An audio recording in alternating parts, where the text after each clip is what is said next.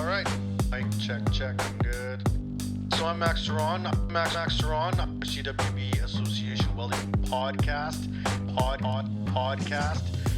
Today we have a really cool guest. Welding podcast. The show is about to begin.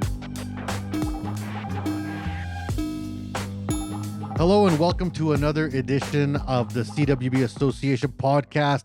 Today we have another series, part of our special edition that we're doing with Skills Canada across Canada. So one of the interesting things that we're doing is we're going coast to coast to coast.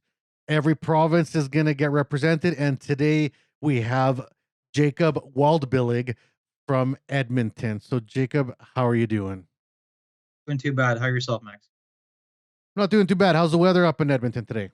Oh, it's been a lot of up and down here. It's been a lot of cold, a lot of warm, and then kind of a little bit in between. So definitely looking on the upside, though, for sure. That's good. Yeah, I'm in Saskatchewan. I'm on the same boat. So whatever you get, we get the next day. Yep. So tell me, are you from Edmonton originally? Yep. Born and raised in Edmonton. I grew up kind of just outside of the city in acreage, and kind of went to school out in St. Albert, and then started my architecture journey in high school, and then kind of took myself over to NAIT and I went from there. So born and raised, yeah. All right. So we covered a couple little spots there that we're gonna zero in on. So first of all, for the people that are listening, Jacob is in architecture. He's what is the official title of what you do? So I am an architectural technologist. Been in the industry now for about 5 years, so at an intermediate level now. Yeah. And as an architectural technologist, people may not understand what that means. So let's explain what that term means. Yeah. So as an architectural technologist, I assist in construction drawings and design development drawings for miscellaneous different buildings. Kind of working on a lot of commercial buildings, some industrial buildings, a little bit of multi-residential, kind of a little bit of everything we get to touch. But yeah, it's a lot of kind of construction details, building elevations, building sections, wall sections, kind of every kind of detail that needs to go into a building to get it designed and built. Okay, now if we go back, you said you grew up just outside of town, and you started working your way towards Edmonton, and you said in high school you started getting into architecture. How does somebody get into architecture in high school? Did you start appreciating it in theory, looking at buildings and being like neat, or like the perspective of drawing aspect, the art side? Architecture covers a lot of bases in terms of the spectrum of skills required. Which were the ones that kind of pulled you in? Yeah, exactly. And I grew up. My dad was a mill worker. He owns a cabinet shop in Edmonton, so I definitely grew up kind of in the shop, working with my hands and understanding all that kind of side. And I didn't really think about architecture until high school, and there was an option basically in high school for architectural design. And I was like, I just kind of looked at it and I was like, that seems kind of interesting. I didn't really think much of it, honestly.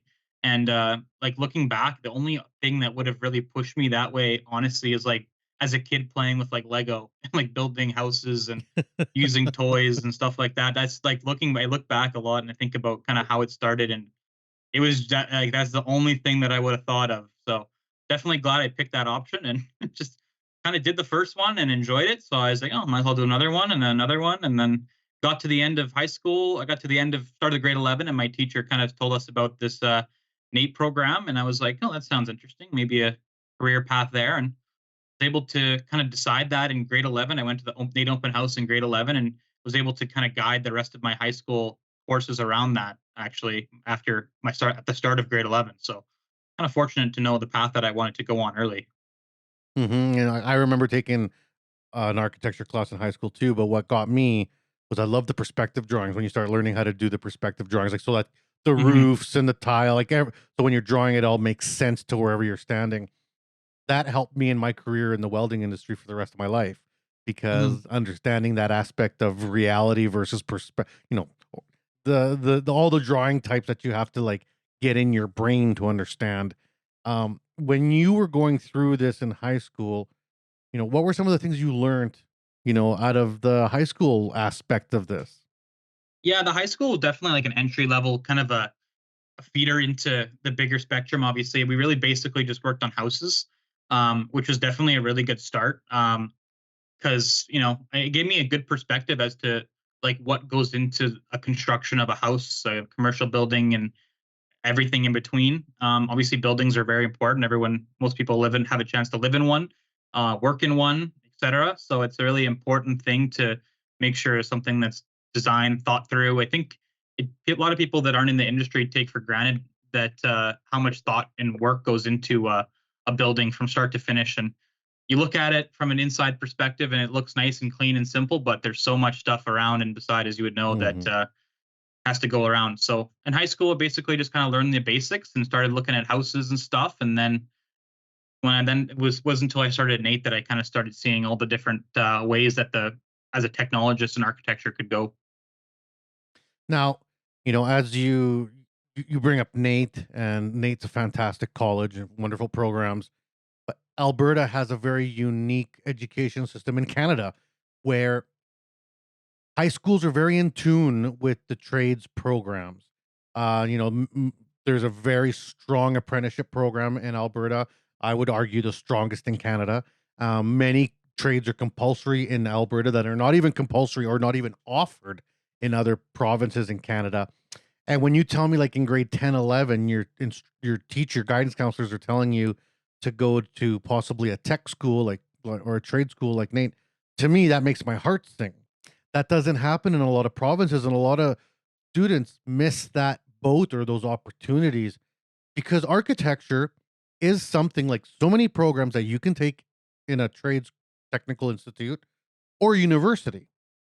So for yourself, taking this in high school, why Nate and not why not the University of Alberta? Why a technologist program versus a degree undergrad program? Yeah, that's a great question. And it's there's two different ways to think about it. And at the time, I only knew of the NAIT program, to be honest. And the one thing that really compelled me at NAIT, tries two things, is being able to go in there for 2 years and get into the industry right away. And then the second thing was the employment rate at NAIT is really high. It's like over 80% after the first year, which I know isn't the case with a lot of different graduate programs, or even non-graduate programs. So Mhm. those were the two things that attracted me right away, and really kind of surprised me. And you might not think about it when you're applying for a program about how to get a job, because it's kind of further down the line that you're thinking. But for me at NAIT, that's something they really push, because it's obviously you can't just do the school, you have to get a job as well, right? So Mhm. those are definitely the big things that graduated me to NAIT. And now I'm actually doing my bachelor's of science in architecture, kind of taking that next step in the field as well. So Now, why? Was there pressure from industry to move up from technologist to the BSc, or is this just a personal journey that you wish to do for your own, career? bit of both. I mean, I'm in a a bigger firm, so to move up, you definitely need education.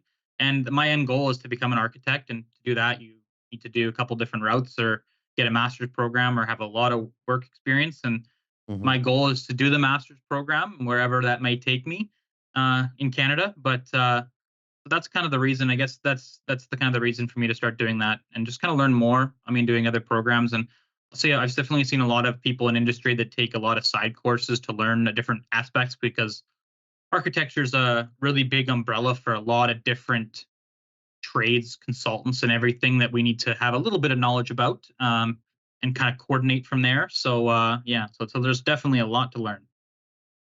And when we talked earlier about this wide spectrum of skills required in the architecture field, do you feel that when you took the NAEP program, it was the entire spectrum but shrunk down? Or was there specific areas that were all the way through, but you didn't get everything? Exactly, and that's the tricky thing that I'm still in contact with a lot of those NAIT teachers, and their biggest struggle when they redid the curriculum a couple years ago was condensing so much down into 2 years, because it's not just learning about how an HVAC system works a little bit, how plugs are replaced. It's also the programs that we use, how to use those and all that. So there's putting into 2 years is so difficult. And I think Ontario has a 3-year program, for example, for technologists. And and the work experience obviously is huge as well. Actually, we just had 2 NAIT students on our work week in our firm last week, a couple weeks ago now. So it's cool to see that kind of side of it now after being in the industry for Mhm. about 5 years. So yeah, it's tricky because there's so much to learn, and you got to be open, obviously, to learning because you're never going to know everything. That's just the industry. And in terms of your own personal style, architecture does have a lot of art behind it. Um, you know, when you're learning architecture in tech schools, trade schools, sometimes there's a lot of I guess, the practical applications where, I went to both university and trade school, and I found in university there's a lot more theory, a lot Mhm. more even just open discussion of, concepts. Did you have a definitive style coming out of NAIT after your 2 years? Like, this is what I like to do. This is the style I like to design in. Yeah, I mean, our industry is very much driven by work experience as well, not just by education. And that's a big argument when you come into hiring. Not that I've been involved in that, is that some people have a lot of work experience, some people have a lot of education experience, but which one's more valuable? Um, Mhm. and there's a saying that I remember all the teachers used at NAIT is that you'll learn more in a week in the industry than the 2 years that we can teach you here. Because it's more than just, the textbook knowledge. It's a lot of hearing people talk, the way people communicate, and all that kind of stuff is so valuable. And they were right. When I did do my one work experience, I did learn like so much. It's kind of like I was like, come out of NAIT thinking you know a lot, and I'm like, oh, I know a good amount, and then you come in and you're like, oh, I don't know anything. Okay, but that's okay. That's where So you got to start, and you got to learn from there. So yeah, well, and so much of school is just learning the language. Because if you don't know their language, the semantic, yeah, the totally. vocabulary, then there is not even a conversation to have, right? Exactly. Yeah. Yeah, and I definitely learned a little bit about design, because it's kind of like you said, more technical driven. So a lot of focus on details and the stuff, the roles that an architectural technologist will need to do. They always tried to tune NAIT students into being able to step into an industry the day after grad and be able to help. And it was the case for me. Mhm. I graduated on a Friday and I started work Monday, Awesome. in the industry. So kind of lived that out. So, in your term, in your 2 years and 3 years and however long the program ends with, after the apprenticeship and getting out into the co-op and everything, did you feel like, "Okay, I'm 100% ready," or was there, like, some fear, like, "Oh, no, what am I gonna do?" Yeah, that's a good point. I mean, I remember because I graduated, I went to Banff for a couple days, and then I started Monday, and was right into it. I think the most nervous I was kind of the intimidation of really being in an office. At the time, I was only 19 years old. I was straight from high Mhm. school, straight into the industry, so I was like the baby of the office, and a lot of people I don't think respected me, to be honest, because I was so young. And if you come out of that's because NAIT students can be 19 years old, they can be 30 years old, they can be 50 years Yeah. old. It doesn't really matter. But I didn't have the life experience, obviously, at the time. So it was definitely intimidating coming into an office of adults, people that have kids that are my age, and working alongside them and kind of earning respect and getting confidence, I think, too, in the industry. So definitely a tough start, but it was good. So you got to throw yourself in there, I guess. Now, how were you as a student? Did you do really, really well? I don't like to pump my own tires, but I had fairly good grades, I would say, and and that's kind of what started out from going back into high school is if I had good grades, and that's why my teacher kind of recommended it. If I wasn't good at it, I probably wouldn't have pursued it, honestly. So I was kind of grateful that I had a good instructor from the start that kind of persuaded me in the right direction. So Well, I was trying to get you to pump your tires because I'm because I'm getting to the intersection here of skills. So you liked it in high school. You pursued it into tech college at NAIT, and at some point in this journey, an instructor had to sit you down because I've been a part of this process and been like, "Hey, have you heard of skills? Do you know what this is? mhm. I think that you might be someone that, should give it a shot." So when did that happen to you? Yeah, and it's definitely think about it often. It was at NAIT, they usually from our Alberta program, they take 2 from NAIT, 2 from SAIT, and 2 from Medicine Hat College typically. So I remember the email coming out, and I had no idea what skills was at the time. And I just always said it was a competition. If you are interested, come to this meeting room at this time. And I was like, oh, that sounds kind of interesting. And there was like, I think there was about 14, 15 students from our program that were interested. And I'm looking around and I know some of the students, and I remember thinking, oh, these are good. Like, this is a competitive group. Like, I felt I was fairly competitive as far as like a good student, but there was some people in there that I knew that were like very good, talented Mm-hmm. people. So I was kind of looking around like, I don't know if I'm even going to get picked for this, but um, and then I remember said, oh yeah, definitely interested, threw my email in there. And I actually remember very vividly, I was at an Oilers game, Edmonton Oilers. And I was kind of walking the concourse and I looked at my phone and I got an email from the teacher saying that you and other person had been selected to compete, and that had been 2018. And I was so like, holy, this is cool. In the middle of an Oilers game, trying to focus, and had gotten selected for this. And I started thinking right away about the other people, and I was like, damn, that's a big compliment to be selected out of that group of people that I was felt that were a very talented group. So, and I definitely had a really good instructors at NAIT and people that I'm still in contact with that guided me through there and then into skills as well. So yeah, it was definitely a very good start. Now, in that whittling down process, it's different for every trade. In welding, we have weld offs. There's dozens of welding competitions until we whittle it down to the top 5, then top 2, same thing. But, when you're looking at 14 people that are interested in this and your name gets picked, what were some of the, markers or credentials or competitions you had to do, or was there any? Yeah, How there did that wasn't really selection a process formal happen? Yeah, there wasn't really a formal like regional competition, if you will. It was just kind of all the instructors kind of coming together, and a bunch of which were some of my instructors, and kind of just discussing as who they think would represent NAIT the best and would have the most success in the competition. And I'm just lucky that I was one of those. So I didn't really Mhm. come to me until afterwards. I got the notice that I was like, this is how they selected me. I'm like, oh, that felt really good to have that recognition, and going to back to class the next couple of days and getting like the pat in the back from my different teachers. It was definitely a big sign of approval, I guess, a little bit of accreditation that I was doing well, and definitely felt really good. Good, good. Now, let's walk through those beginning steps. All right, Jacob, you're in, buddy. You're one of 2 for the college. You're going to have to go to your provincials. Where was provincials that year for your And college? yeah, For provincials for us is always at the Edmonton Expo Center here in Edmonton. So then, you know that you got the 2 Calgarys coming up, you got the 2 Medicine Hats coming up. What is it that you are doing? If someone goes to skills and they want to wander into the architectural technologist area, what will they see you do in this competition? Yeah, unfortunately, we're one of the more boring skills in the competition because you walk by and you just see us all at our computers, and you're like, oh, okay. So we're definitely working on making it more entertaining. But basically, what I remember being very intimidated when my instructor gave me the project brief and saying you have to basically this whole semester what you've been working on or this whole construction drawings, yeah, you have to do it in 14 hours. And I was like, what? How is that even possible? So, I mean, that was very intimidating off the start, and doing a whole building's construction drawings in 14 hours. If you're not in the industry, you know that takes months and months of work sometimes.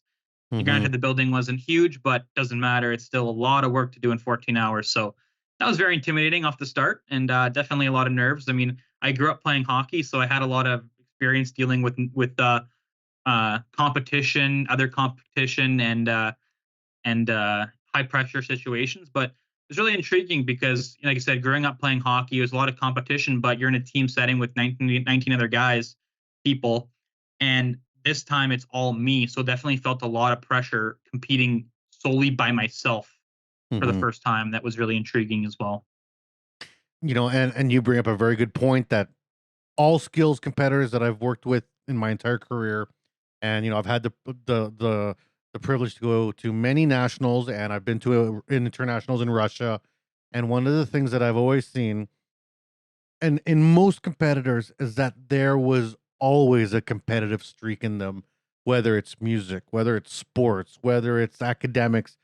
People that enter into skills and succeed aren't just good at the skill.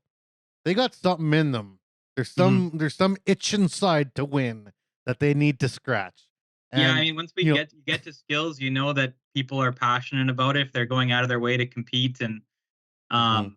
yeah, totally. And uh, it's definitely intriguing seeing the backside of it now and seeing the students going in. I don't think even I didn't really know. I just like, oh, a competition, and then they said Expo Center, and I was like, that's a really big place. How is this even happening here? And then I see all these freaking trades, and I'm like, okay, this is a big deal. So Yeah. And everyone in that building is looking to win. And it's like the Olympics. That's why I tell people it's like the it Olympics is totally. That's how I always because explain it. Yeah. because people aren't angry. Like it's like when you see in the Olympics, the first place person is just as happy as the seventh place person. Like when you get to that level of competition, finishing top 10 is amazing. You're like literally one of the 10 best people in the world or in Canada. Like, I mean, that's not a small deal. So you go to your first one, 2018 Edmonton Expo. How do you do? Yeah, so I was able to come home with silver on that one. Definitely, I was very excited to place. That was kind of my goal, was to get on the podium. Hmm. And I remember from day one, my instructor, Mehdi Zawhed, he was at NAIT. He's moved to Ontario now, but it was his dream. He'd been doing skills for years, and he wanted Alberta on the national podium. That was his like lifelong goal for NAIT students. So Hmm. it was actually NAIT. We were 1 and 2 at NAIT, so he was like over the moon happy for us that year. And yeah, it was like you said, I always explain it. It's the Olympics of trades and technologies. Because that's another. Everyone says you're not a trade. I'm like, well, people think of trades as hands-on work, but I sit at a desk, so technically, I guess it's kind of that borderline. But Well, yeah, cooking's a trade, yeah, like exactly. hairstyling's a trade. There's a It's a million big trades. range, and I didn't Yeah. even know about a lot of the things, and I was kind of sad that I didn't get to go there when I was in junior high or high school and see like all of these things that I had never even heard of that were jobs, to be completely honest. And that's no shade to Hmm. anyone. It was so cool to look around and see we're right close to the cooking people. So we were always hearing the bells ringing. And then there's graphic designers and all these different programs. And it was unbelievable. Bricklaying, piping stuff, car painting. It was just, it blew my mind as to how many people were there and how skilled like the province is, and then the country as well. It kind of blew my mind. So you said there was 1 and 2 out of your college, Nate, which Yeah. means that you got second to your your co-student, your Yeah. fellow colleague. Now, you're young enough that you still have a couple years in you because age is the thing.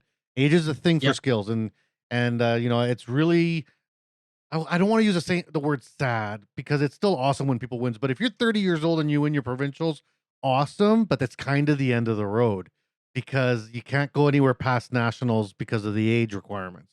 Now, for yourself as a young person, you're like 18 years old, in skills, you get a silver. How did you end up at nationals? Did you go as part of a 1-2 team for nationals for Alberta? What was the next step? Yeah, I mean that definitely. I mean, at the time I got silver, I was super excited, over the moon. And then there was seeing my student or fellow student go off to Team Alberta definitely created like a fire in me. I'm like, oh, I want to be there. Like I want to have Alberta Hmm. flag on my back, kind of thing.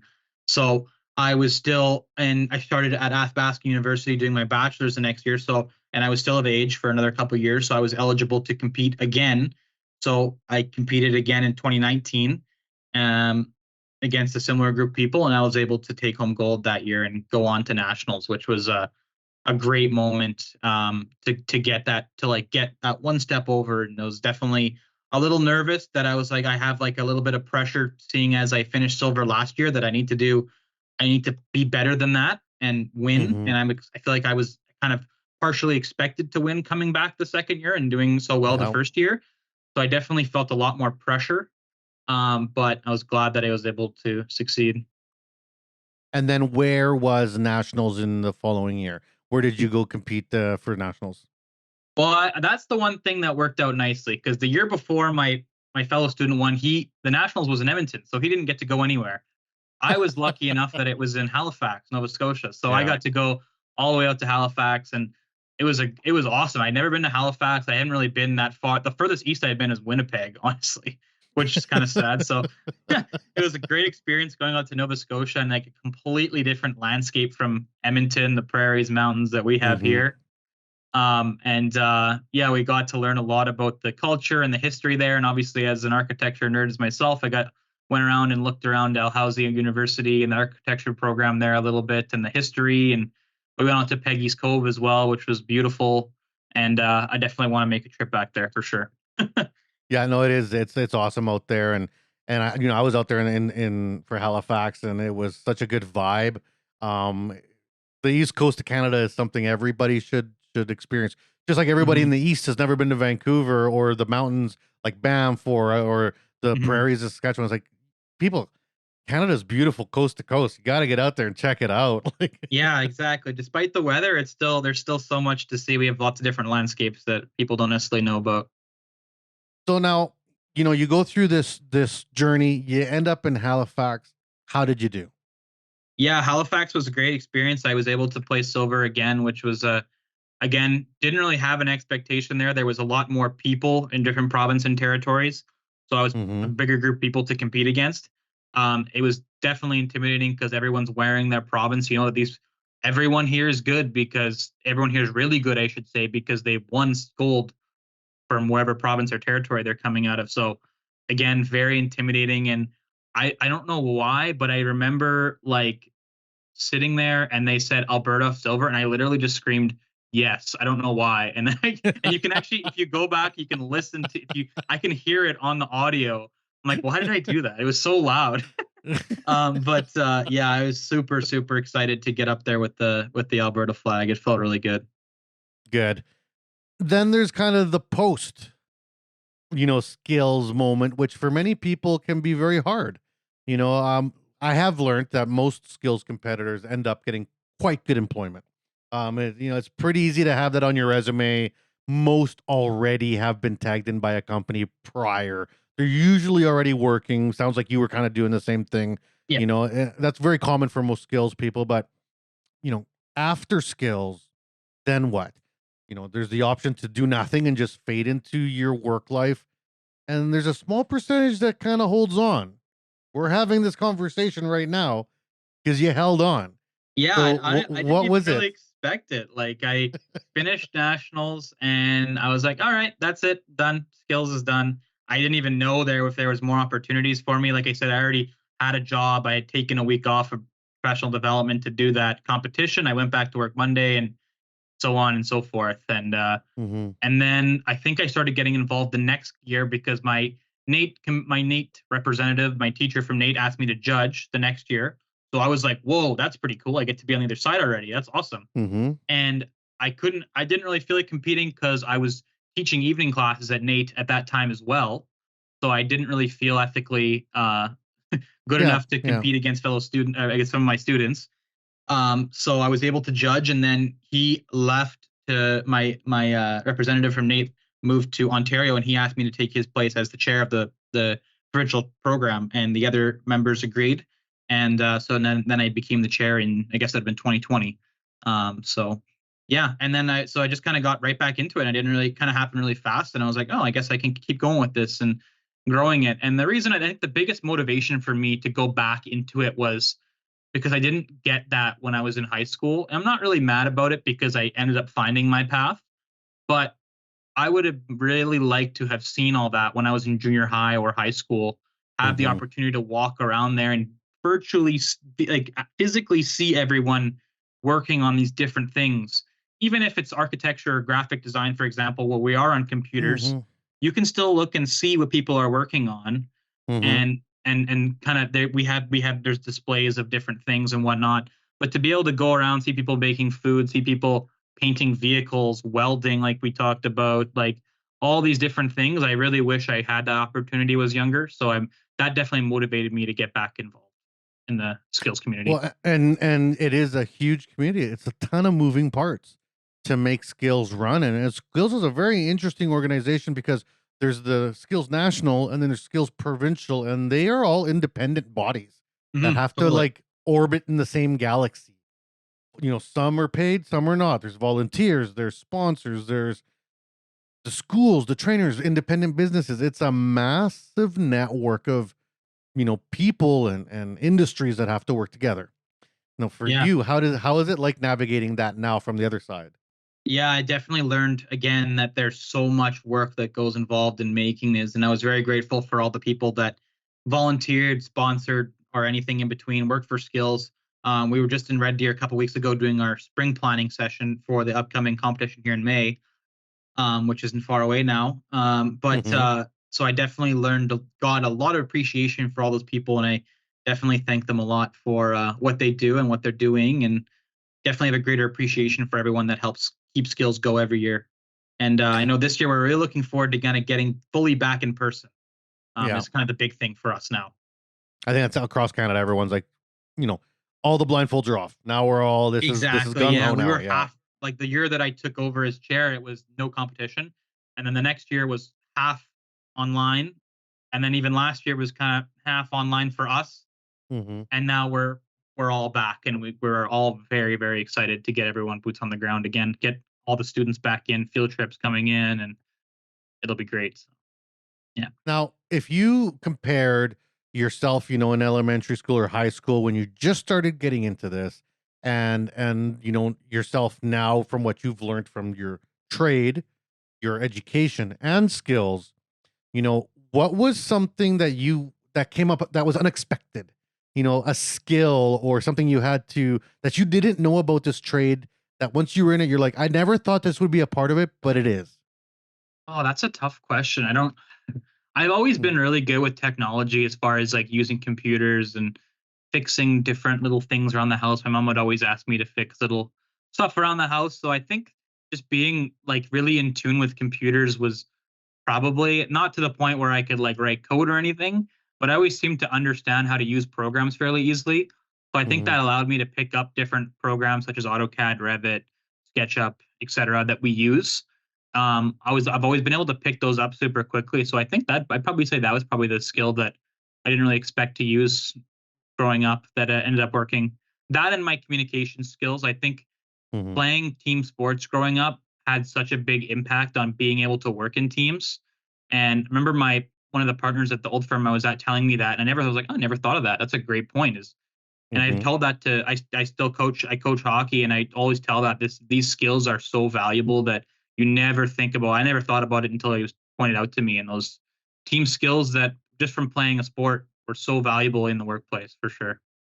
Well, those are a couple of very interesting things that I just want to repeat for the listeners. The ability to have good communication, whether it's in team sports, team activities, volunteer work, chess club, I don't care what it is, but if it's something that you have to communicate with other people, that's going to help you. It's good to develop those communication skills. And the computer side, that for me is key. And because there's something that happens in many, and this is not so much in Alberta because Alberta actually is fantastic at this, but colleges and places across Canada look at high schools as, if you're really smart and you're really good with computers, you're going to go to university. And if you're not academically good and you're not good at computers and that stuff, you're going to go to a trade school to do something else, which kills me because you're a prime example that's not a thing. You Hmm. can be a very good student, you could be a straight A student, be good at computers and all these things, and still go to a tech school and have a wonderful career. That you don't have to think of a NAIT or a a Polytech as a second tier education. They aren't. Totally agree. Yeah, Nate's growing more than ever now with hands-on learning and all that. And it's funny, I think back and throughout my childhood, like starting elementary, junior high, high school, Nate, and then into university, my grades were lowest at elementary school, a little bit better in junior high, better in high school, and then Nate was basically the top, and then university they're kind of similar, a little lower, Mhm. whatever it is, depending on the class, obviously. So if you're listening and you're not good in high school or whatever, that it's all good. You can don't worry about it. You're going to be fine. So that's definitely something that worried me, even in junior high, feeling like, oh grades aren't good enough. Like, how am I going to get into something? I didn't know at the time. Even in high school, I Mhm. didn't know like those. I didn't have like the book smart of the social studies and the math and all that kind of stuff that I didn't know I would need as such necessarily to be successful in other industries for sure. And now on the other side of that wall, as I guess established tradesperson in your career, you're fully involved with skills. I'll be seeing you in Winnipeg. Um, Now, what advice would you give to someone just entering into, let's say, your specific program, across Canada? If someone's getting into the architectural, world, what kind of advice would you give them in terms of, Yeah, we being just successful? had this conversation last week with the NAIT students we had in our office, and what I told them was being open to criticism. I find a lot of younger people, and maybe even myself included at times, are not open to getting criticized, good or bad. Whether it's design, whether it's you did something wrong, whether it's communication, whatever it is, I think you need to be open to taking criticism, taking feedback, because like you said earlier, like this industry, you're never going to know everything. You work being in the industry for 30 years and still be learning things. There's just so much that goes into the industry, Mhm. whether it's welding, car painting, baking, whatever, architecture, whatever it is. So that was the advice I gave them. That's the advice I would give anyone else starting: is just be open to criticism, be open to feedback from your fellow students, from your fellow colleagues, your instructors, your parents, everyone involved. It's so important, because it's always good to get perspectives from other people, whether they're using the building, whether they're not, whether they're paying for it, whatever it is. So yeah, Well, you learn so much more from a mistake than a successful moment. So, totally, and you got to just take those mistakes and learn from them. Because if you don't, you're bound to repeat them. totally agree. Well, Jacob, this has been a fantastic interview. I hope everyone gets a little bit of inspiration. What's coming up next for you here in the skills world in the next few weeks? Yeah, so we're really excited at the National Alumni Committee to get into Winnipeg, and myself to get our provincial competition rolling in early May here. I know we're so excited to get back in person, see each other face to face, get hands on with these competitions.